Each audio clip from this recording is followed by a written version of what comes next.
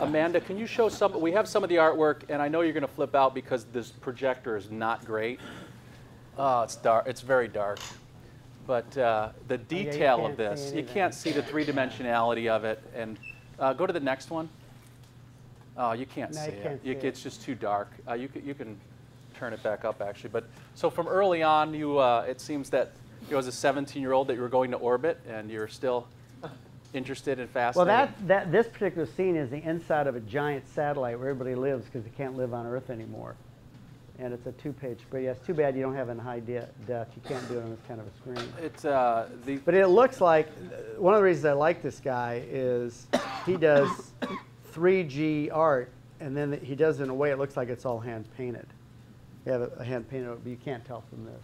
But yeah. By the end of the year, hopefully you'll be able to see it out there. So, is there a name that we can Google and keep an eye on, company name or something? It's nowhere, but the name is nowhere. But it's called Anomaly, where nothing is as it appears, because it's a very complex storyline, and there's a lot of twists and turns, and good guys are bad guys, and people are not who you think they are, and stuff like that. So there's a complex society and aliens and all kinds of stuff. So it's. This all. But for me, it's just fun. By the way, my whole attitude about this is, if it works, great. If it doesn't, I really don't. I'm not going to lose any sleep over it. It was just.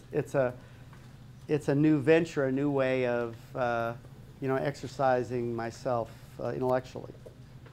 Because I wrote a religion for this, which all you should adopt. And I'll tell you about the religion later when we have a.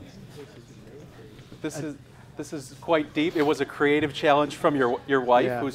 His wife is a well-known actress, and gave him a creative challenge, and he came up with this entire universe. It was funny when Brian introduced us, and I left your office, and we started talking about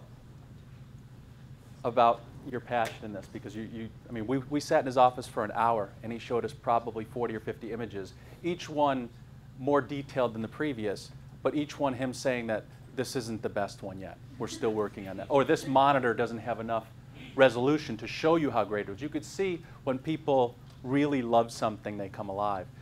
And so we started thinking about, what would a comic strip or a sci-fi strip look like if Skip Brittenham was in it? What would that look like? And so we thought, that's sort of interesting. He's got interesting clients.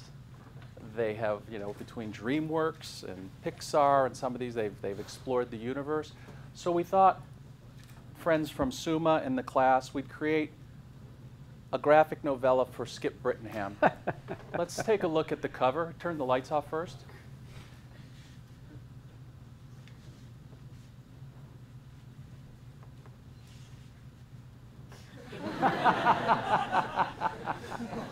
The iconic cover of Close Encounters of the Hollywood Kind.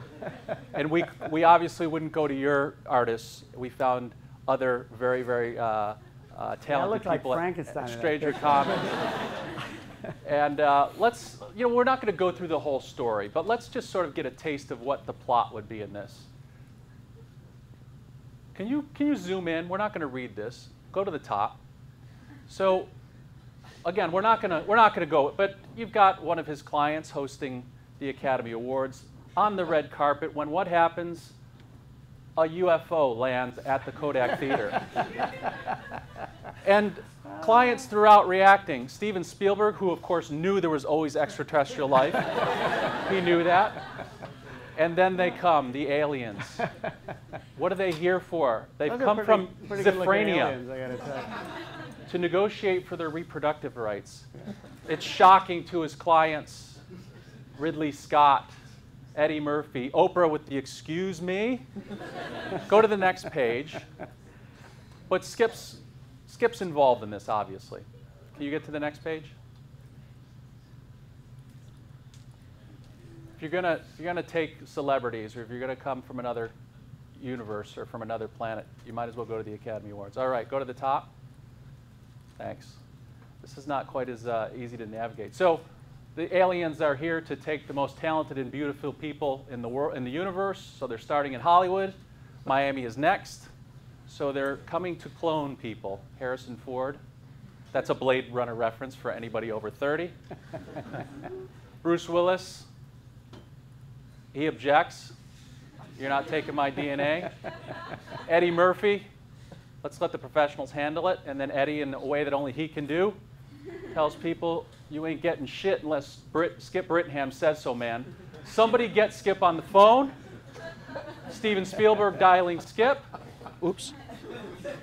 He's fly fishing in New Zealand. It's perfect. And yet, a shadow figure appears from the spaceship holding a fly rod. Next page. Zoom in. And who is coming from the ship? Who could it possibly be? So he wasn't in New Zealand, he was in Zephrenia. And they have trout the size of VWs. Drew Carey, what the hell are you doing inside a spaceship? Now here's where Skip becomes Skip. Can you just scroll down a little bit? Listen guys, worked out a sweet deal. Cloning deal with the Zephrenians, you're gone for 1 week. We retain all story and merchandising rights with percentages kicking in on $1 of revenue. And we own the technology to the spaceship, which I've already pre-sold to NASA to replace the shuttles. Steven will film the entire trip. Oprah can use the highlights on her final show. What do you say? And the clients look at each other, think about it, and Oprah, in only her signature way, all right, people, let's do this. Clones for everybody. You get a clone. You get a clone. You get a clone.